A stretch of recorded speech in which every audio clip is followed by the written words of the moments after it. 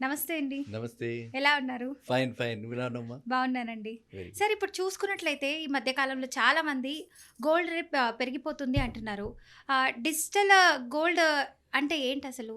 Physical gold అంటే ఏంటి? దాని గురించి కాస్త వివరణ ఇవ్వండి. Very good. డిజిటల్ గోల్డ్ హ్మ్. అంటే ఏంటంటే డిజిటల్ రూపంలో మనం ఏదైనా డీమ్యాట్ అకౌంట్ ఓపెన్ చేసి ఫిజికల్‌గా లేకుండా ఎలక్ట్రానిక్ ఫార్మ్‌లో గోల్డ్‌లో ఇన్వెస్ట్ చేయడాన్ని డిజిటల్ గోల్డ్ అంటారు. మనం చూస్తుంటాం కదా! ఫిజికల్ గోల్డ్‌తో ఎంత రిస్క్ ఉంది. అవును. చాలా రిస్క్ ఉంది. హ్మ్. ఈ రిస్క్ ఒకటే కాకుండా ఫిజికల్ గోల్డ్ తోటి మనకేంటి ఒక చిన్న గాజులు కొనుక్కున్నాం. హ్మ్. దాంతో పాటు వేస్టేజెస్, హ్మ్. దాంతో పాటు మేకింగ్ చార్జెస్ అవును. అన్నీ వేస్తారు కదా! అవునండి. ఇప్పుడు మనం అమ్మడానికి మళ్ళీ వెళితే కొనేటప్పుడు వేశారు. ఆ అమ్మడానికి వెళ్తాం. మళ్ళీ వేస్టేజ్ చార్జెస్. అవును.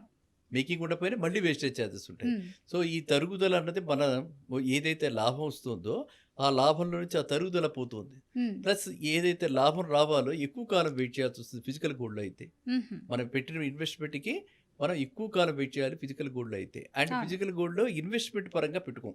హ్మ్.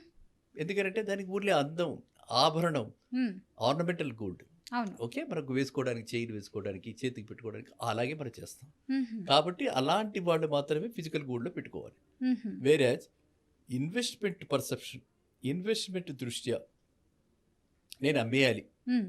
ఒక సంవత్సరం తర్వాత అమ్మేస్తా.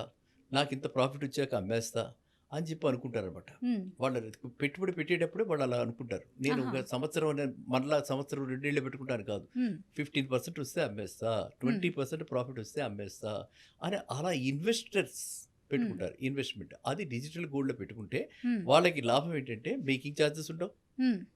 అండ్ దెన్ వేస్టేజెస్ ఉండవు. అవును. ఎన్ని గ్రాములు పెట్టారో 100 గ్రాములు పెడితే 100 గ్రాములు వస్తుంది.